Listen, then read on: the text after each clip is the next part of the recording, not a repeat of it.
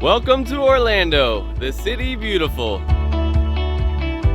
I'm Zachary Tui, realtor with Sand Dollar Realty, and today, very excited, we got a celebrity who's actually on the cover of a magazine yesterday, what I saw. So we got Mr. Andy Storch himself, Andy the Torch Storch, who's going to talk to us a little bit about being an entrepreneur, what he does, some of the challenges of being an entrepreneur, and having his own business. So go ahead, Andy, tell us a little bit about what you do.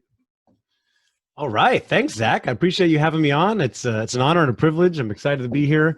And I love the topic of entrepreneurship. It's one of my favorite things. And it's not that I've necessarily been an entrepreneur for a long time. I actually grew up in a family. My parents were educators, and there weren't really entrepreneurs in my family. And after college, I tried to get into entrepreneurship. I've tried a few things and failed.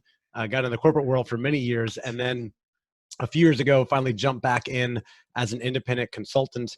And now I am fully independent as an entrepreneur. And my main focus is serving people in the corporate talent development function. So I sell and run a lot of training programs like leadership development, teaching finance, that sort of thing for big companies.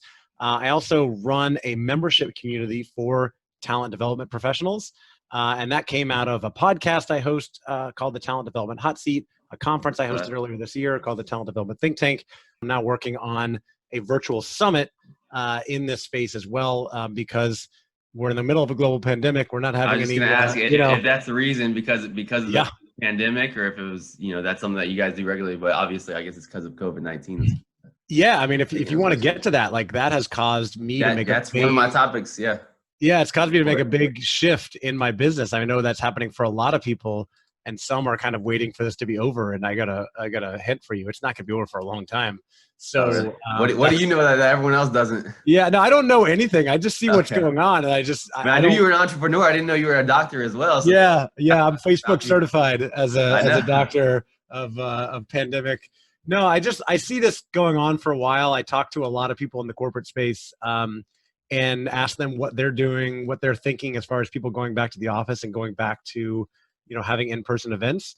And almost all of them are saying not in 2020, and 2021 is questionable at this point. So I know it's going to be a while. And I say that because if you go back to February and early March of this year, my entire business was selling and running in-person training workshops. Wow, and I was on planes all the time, flying around the country and even the world. I had a trip to Scotland planned in March, and one to Germany in June to run workshops for clients, and all of the things got canceled. They all got postponed, right? And so I had to kind of go back to the drawing board and say, okay, what are we doing here? And we started creating and running virtual workshops, which I've been doing with some success. But I also decided to make a pivot in my business and start this membership community, and now the virtual summit, because I don't see the conference I hosted was in January. The next one would be in January 2021. I don't see that happening at all. So I'm making this pivot to the virtual space to, it's not going to be as awesome as an in-person conference, but it's a great way to teach, get people together, share, give value, hopefully make some money, and also, bring leads and marketing for the business. Yeah. I mean, I mean, what better challenge than COVID-19 itself, as far as, if, no one was prepared for this, there's not much you can do to, other than, like you said, pivot and kind of go from there and take, what you can do and run with it. So that's definitely gotta be tough. When you first got started, which was, I'm not sure how long ago.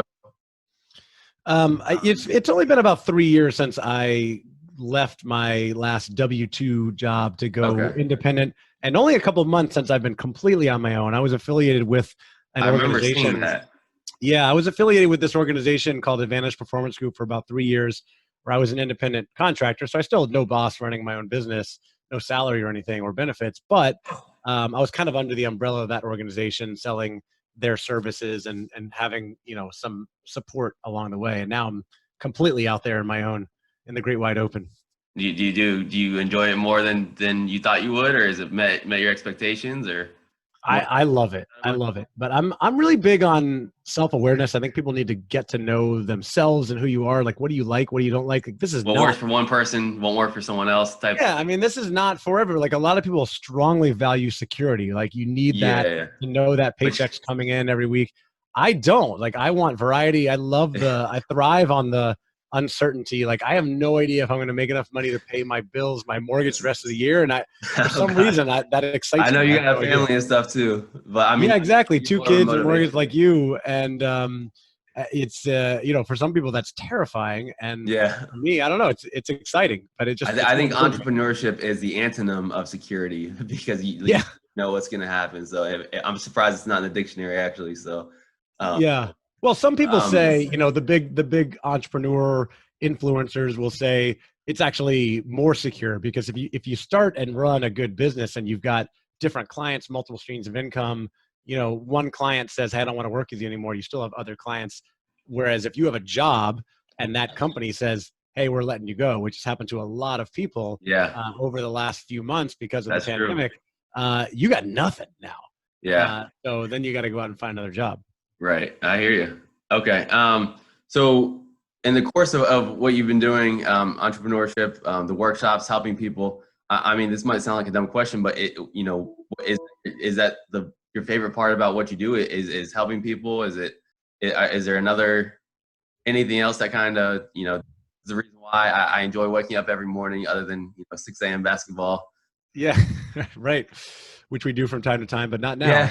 Yeah. Um, yes, that's not a dumb question at all. It's a great question. Like, why do you get up? What gets you excited? That's And got to be like the number one question for entrepreneurs. I hear it all the time. It's in yeah, magazines, on news articles everywhere. So yeah. And a lot of entrepreneurs are maybe they want to be an entrepreneur, but they're not loving what they're doing, and so they might not be excited. I am really excited. I get up every day excited for what I'm doing. I can And, tell. yeah, and I think a big part of it is building. I love building stuff. I love the challenge of learning new things and building new things. So I'm creating this virtual summit. Never done it before. I had a meeting with my team today. We're building out a new kind of marketing funnel, marketing plan. Never really done that before. Um, I really do love helping people, impacting people. So I create a lot of content, 2 podcasts and social media and stuff, which you've probably seen I some. see. And yeah, and I love being able to make a positive influence. I tell people, hearing people tell me like, "Hey, I'm really glad you posted that. It helped me get through my day." Or, yesterday, so I started this membership community and I've got 33 members in there now. And yesterday we had a community call on Zoom. And at the end, people were saying how much they love having this as a resource to help them get their job done better. And that fills me up, right? I'm able to Yeah. actually create income, recurring income, because I charge a monthly fee for them to be part of it. And they see it as a really big asset, like a Valuable. resource, right? And any good business, right? You want to be giving more value than you're getting from your clients. But that definitely fills me up, being able to help and build and make an impact. And then I just love talking to people. I love doing this, Yeah. rocking the mic, or just having conversations. So I'm on LinkedIn all day long, networking with people, getting Building them, relationships. yeah, getting on Zoom, building relationships. And for me, that's fun. And so that goes back again, like, know your strengths. Like, I love doing that. So I've created a business that allows me to spend most of my time doing that. And then now I'm starting to delegate, outsource, get more help with all the back end administrative stuff. I have an assistant who helps with a lot of those things. And then like the marketing Yeah. funnels Yeah. and There's a lot automation, goes into it, like huh? that stuff, like I hate that stuff and I can't figure it out. So I put it off for a long time. So now I've got a team that's helping me with that. But some people love it, right? They love Yeah. digging into that and like figuring out the marketing and, And if you can hire the Facebook people ads. that love doing that, oh man, it's got to make your job, even better because Right. you love what Exactly. you do. They love doing what you do. They do, and then you're Yeah. there. So Or if you're a business, it might be the opposite. If you're a business owner and you have created this really cool product, but you hate going out and talking to people, maybe you hire a salesperson and you focus on the back end. yeah, Like, I, do what I I you have love. seen that. I've heard of people doing that are like so business minded, but they lack the social skills to be able to build a marketing team and stuff like that. So Man, I had a call earlier this week with this. I'm bringing in this company to help me with some client work, and I have a contact there. This woman who's like the account manager. She's great, and she's like, "I want to bring the CEO onto the call," and the CEO was like, He was a Scared to death. weird dude, and I was like, I would not put him in front of clients, but that's fine. He's the back. He likes building the back end stuff, and he's the CEO of the company. Like, cool. There you go. Everybody's different, you know. Yeah, gotcha. So I think we had this conversation in the past. You grew up in Orlando, right? Yeah, born and raised here. Right, that's right. Grew Yeah, up, yep. not Boone too High far School. from me. What's your favorite thing, or perhaps you and spending time with your family to do in downtown? I know you don't live too far from me, so I Lake Eola, the YMCA. There's all kinds of restaurants. Yeah, Here, so I think. yeah, Yeah, I if you think had to pick one thing to do on a perfect day, what would it be? I see you on bike rides and doing your thing. So yeah, I think we're only a couple blocks away or a few blocks away from each other. I love downtown Orlando. I grew up here. I went to college, University of Florida, up in Gainesville, and then left for a while. Lived in California for 11 years, and from then the moved West back Coast to the East here. Coast. Yeah, East Coast to the West Coast, and then moved back here. I lived in LA and San Francisco, and then moved back here 6 years ago. I love the neighborhood that we're in, Lake Eola Heights, because it has that downtown and historic feel. Yes. We had lived in San Francisco and walked everywhere, and I was like, man, I can't just do some suburban type house. I've got to live in kind of a downtown area. So that's why we moved here, and I love being able to walk to Lake Eola and walk to Publix. And so I love Lake Eola. I think it's one of the best city parks in America. It's great. We walk down there a lot and use the playground in normal times when it's open. Yeah, no. And I think it's completely like barricaded off right now. It's been closed. Walk around the lake, play in the field there. There's some great breweries now around downtown Orlando. Yep. I have really this is beyond downtown, but thinking about the Central Florida area, I got a stand-up paddleboard back in March, and it was great timing. Yeah, it was a great timing with the pandemic because everything's closed. Like, what are we gonna do? Gym's closed. Now what are you gonna do? You're gonna take it. Yeah, I was taking that out a bunch with my kids on there. We go to Lake Ivanhoe, which is really close to downtown. Yep. We've been out on the Wekiva River a bunch, which is just really nice. Taking it over to the coast to like the Cape Canaveral area on the intercoastal. There's just tons of places to go. We've seen a lot of manatees and turtles and things like that. That's been really fun. And then bike rides too. Like I got the bike behind me. And there's some great bike trails in Orlando. I wish there were more, especially downtown.